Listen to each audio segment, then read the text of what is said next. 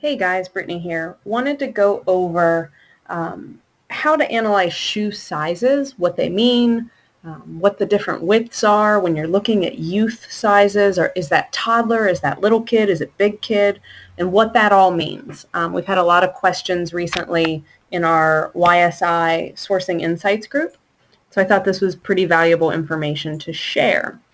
So what we'll do is we'll start with men's shoes. So here is the shoe size chart, and it'll show you that men's shoes in the US start at a size 3 and they go up to a 16.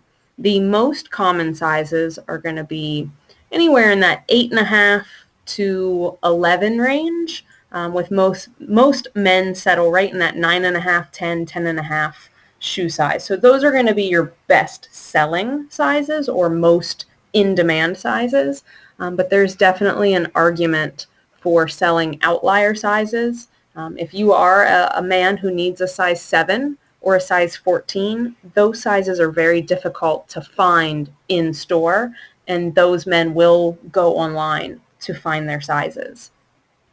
Europe is going to be the most common size when you're sourcing. Europe is going to be the most common size after the US that you might have to convert. Most retailers will do that conversion for you right on their site, so you don't have to think about it.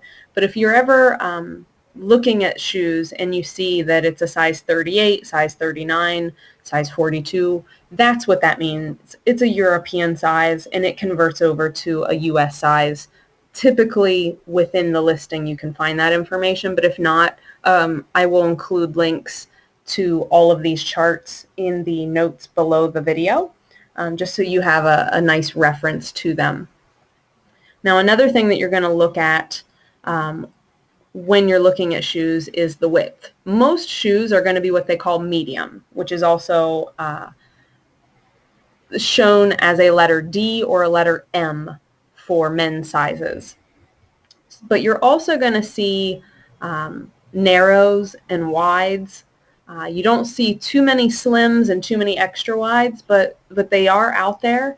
If you're buying from certain sources, like I think Shoe Station is one, you've got to be really careful to know exactly which width you're buying, because a lot of times these retailers will be clearancing out all of their wide shoes, and if you're not paying attention to that letter W or that letter E that follows the size, you might think that you're buying medium or regular width shoes, and you're now comparing the prices from a retailer to Amazon for something that doesn't match.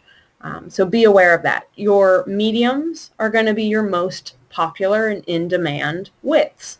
They're your average width. But some men have narrow feet, some men have wide feet, and they need those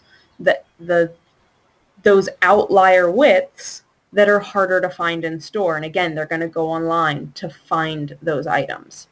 So let's take a look now at women's shoes. We have women's shoes. I've got the sizes and the widths. Again, exactly the same as with men's shoes. Women's shoes start at a 4.5 and they go up to a size 12, with size 7 through 9 being your most popular, most in-demand sizes. But again, if you need a size 5 or a size 12, they're going to be a little harder to find in store. So you're going to go online to find those. I personally wear a size 6. I've met a lot of women who wear size 6. We sell a lot of size 6s. So just because something isn't in that average, most popular size doesn't mean that there isn't going to be huge demand for that size.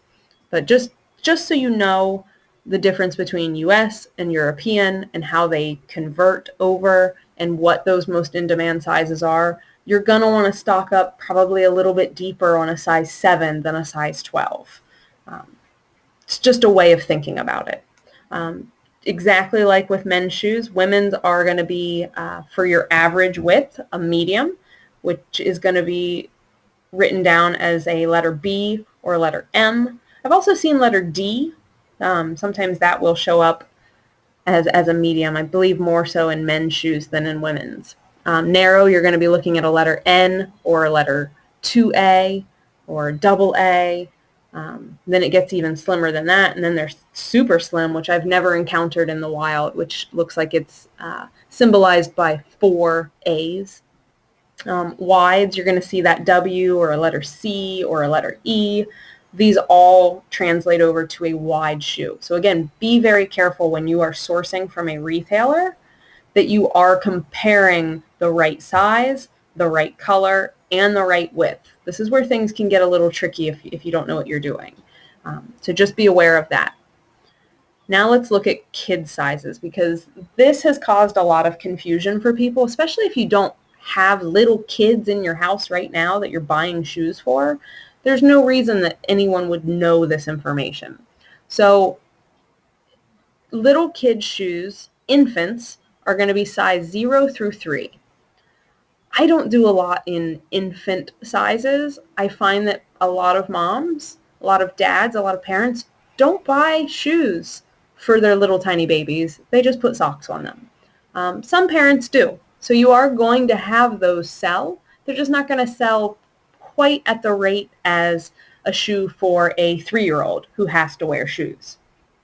So 0 to size 3 are baby shoes.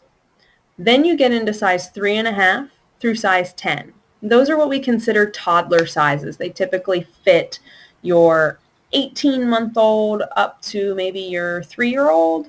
Our little boy is right now 4.5, and he wears a size 9. So he's little for 4.5. So he should probably be in like a 10, 10.5, 11, going into that range, as he approaches 5. But just know that those toddler sizes are size 3.5 to 10. Then you get into what we call little kid sizes, and this is going to be for your 5-year-old, 6-year-old, 7-year-old. I believe our daughter is going to be 8 soon, and she's wearing a size 12, 12.5. So shoe sizes 10.5 to size 3 are what we consider little kid sizes, school-age children. And then you get into big kid sizes, 3.5, all the way up into, it says here, size 7. I think right around the 4.5, 5, that size, I think you start getting into, especially for women, those smaller size, like the size 5 for women. In this chart, you do have some inches that will show you exactly how big that foot is. Now, when you're looking at kids' shoes, know that they range from 0 all the way up to 7. And after the size 13, 13.5, it starts over at 1. So pay attention that you're not buying a little baby shoe. It's going to be pretty obvious, a little baby shoe versus a little kid shoe. They're going to look completely different in structure. But know that you're not going to accidentally buy a toddler shoe that's really a little kid shoe. Because if you notice, a size 6 is only for toddlers. There is no size 6 in the little kid shoes. So that you don't have to worry about too much. But it is just something to be aware of. If you're going to be selling kid shoes, you need to know exactly what sizes and how and what that means. Is it a toddler shoe? Is it a little kid shoe? Just to make sure that you're listing it to the right thing. UPC should match, but especially when you're sourcing, you don't always have, if you're doing online sourcing, you don't always have the UPC available. So knowing that you're buying a toddler shoe versus a little kid versus an adult, it can get very confusing. There's a lot of numbers to look at. So I wanted to go through and show you all of those differences. Again, I'm going to share links to all of these resources down in the show notes or in the video notes so that you can quickly look those up. If you don't have access to this video, just Google it. Google shoe size chart, kid shoe size chart, and you're going to click on images, and you'll come up with all kinds of information to help you. But I just wanted to give you a little bit of clarification there. I appreciate you watching this video. I hope that you've learned a little bit so that you can make your shoe business even more successful. We definitely are having a good time making money. selling clothing and shoes on Amazon. If you want to learn more, I do have a couple options. We have a free Facebook group called Your Sourced Inventory. Again, I'll share links down below in the notes. So the free group is Your Sourced Inventory, and there we'll share if there's a special sale happening or some special promotions and the occasional educational post. If you just search hashtag education in that group, you'll find a wealth of information.